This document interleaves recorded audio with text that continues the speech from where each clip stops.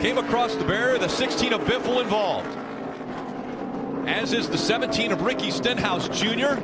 Austin Dillon included in this as well. That's coming out of the carousel. So we're getting ready to head into turn 6. So much damage by the 17. Also the 48 of Jimmy Johnson. We'll be going to the garage here, fellas. Ryan Blaney in the 21. It was just behind him. Stenhouse Jr. into the wall. Back out. There was some contact made behind him, and then big contact from Jimmy Johnson. I mean, from that angle, it looked like Stenhouse lost it off the long carousel. Got loose, leaving the carousel, trying to carry speed. Just got loose, and now he gets back out on the racetrack. Heavy shot for Jimmy Johnson into the side of the 17. You see 16 of Greg Biffle also getting into the Armco, the 3 of Dillon. We've seen some major crashes here, Jeff. Unfortunately, I know you've been a part of at least one. It's that blind sweeping corner. So we're going to see right here the 17 of Ricky Stenhouse up in front. He gets up over that curve and just gets loose, just hard in the gas, gets loose, comes across the racetrack. Big shot into the Armco, and then it's just so narrow, Rick. There's no escape route. The 17 doesn't slide 100 feet off the racetrack. He comes back onto the racetrack.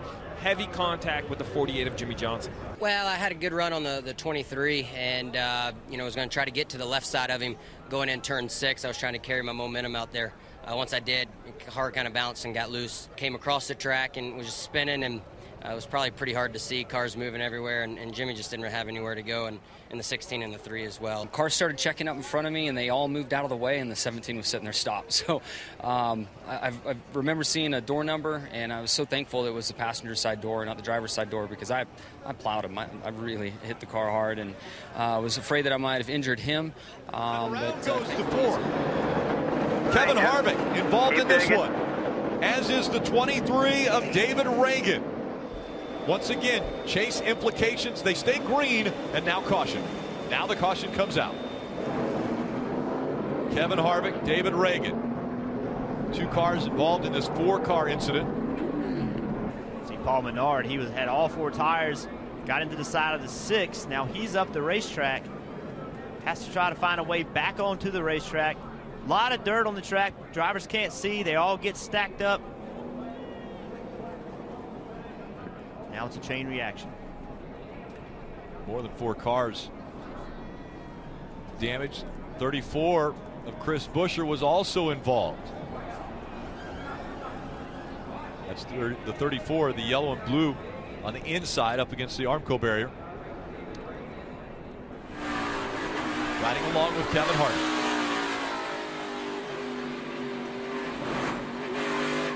All clear right there.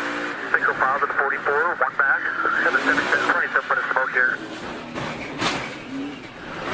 The red flag now out. Big contact there again. Yeah, It's all smoke.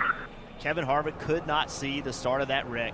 Had no idea anything was going on. The 34 of Chris Buescher, after the win at Pocono last week, was sitting in pretty good position because David Reagan had an issue earlier, but now involved in this most recent incident. For everybody on our Busch team, they did a great job today. We were battling some brake issues, just trying to maintain the brakes, but they got me great track position and up in the front. And then coming to the yellow that one time, I got in the speedy dry and the front tire locked up, slid the left front, and we had to pit. But we had it where we needed to be. We just got back there. 1 lap to go, sponsored by Credit One Bank. Into 1. Denny Hamlin with the advantage. Martin Truex Jr. running second, Keselowski third. These 3 have separated themselves. Hamlin trying for a mistake-free lap. Up through the S's.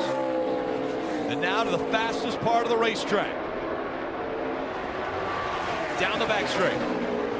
180 miles an hour. Braking down to 90. Truex Jr. all over the back bumper of Denny Hamlin now. Into the carousel they go for the final time.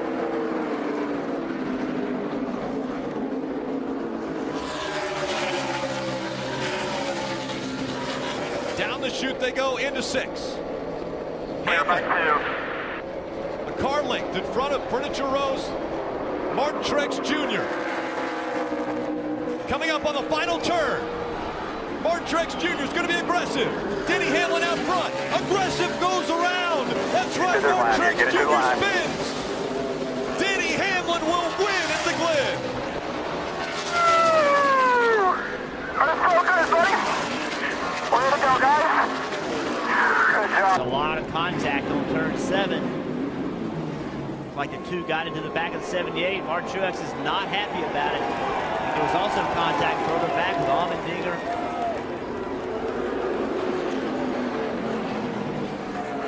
Hamlin grabs his first road course win of his career.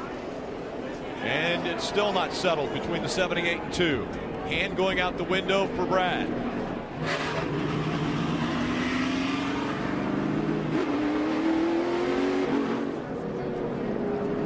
And let's listen in what Brad had to say. I think he was going to come up in front of me. Sorry, Mark. I rough up the 11. I wanted to be outside to make a crossover, see if I couldn't get both. And at the last minute, he came back up when I was already committed. That's my fault. Luckily, with the way this chase is, I know he probably won't hear it. Doesn't hurt you too bad. But all in all, just, another one of those Watkins Glen crazy days. He said it was his fault. I said I knew that. Simple as that. It's all good. It's just hard racing. I just wanted him to know that I wasn't happy after the race. As far as the rest of it, it's not a big deal. It's hard racing, road course. Going for the win at the end. Thought I might have got a run off 11 there on the 11 if I hadn't got spun around. So.